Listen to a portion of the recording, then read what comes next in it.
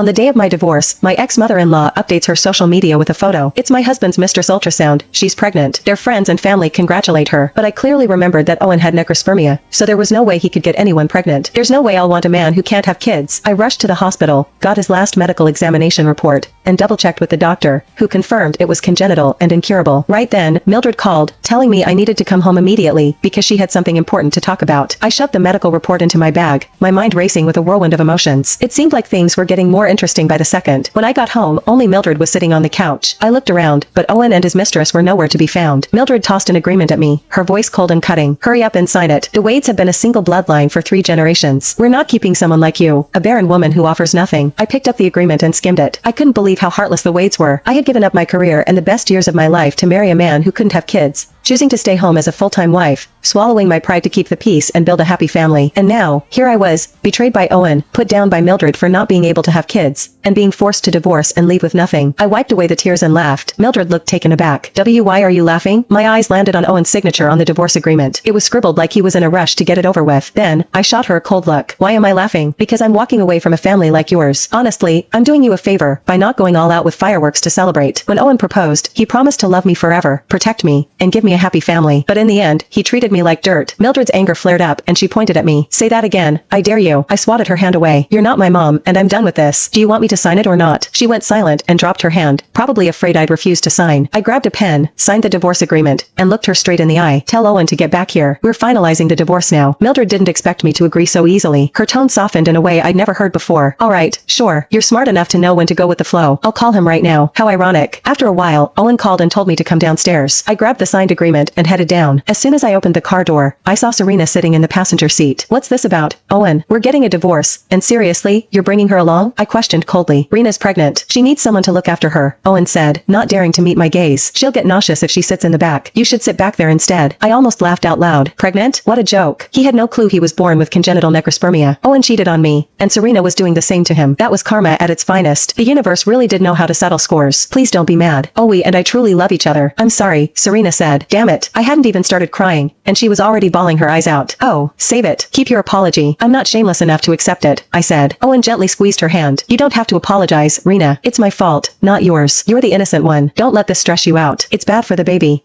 Were they seriously putting on some tragic love story act before me? How far along are you? Are you sure it's Owen's? I taunted. Serena froze for a second. Oh, of course, it's always. Just because you can't have a baby, doesn't mean you can question mine. Owen frowned, glaring at me through the rearview mirror. You've struggled to get pregnant, Paige, and Mom's been desperate for a grandchild. If you're mad, take it out on me, not Rena. How could he be so shameless? He cheated on me, and still tried to make me the bad guy.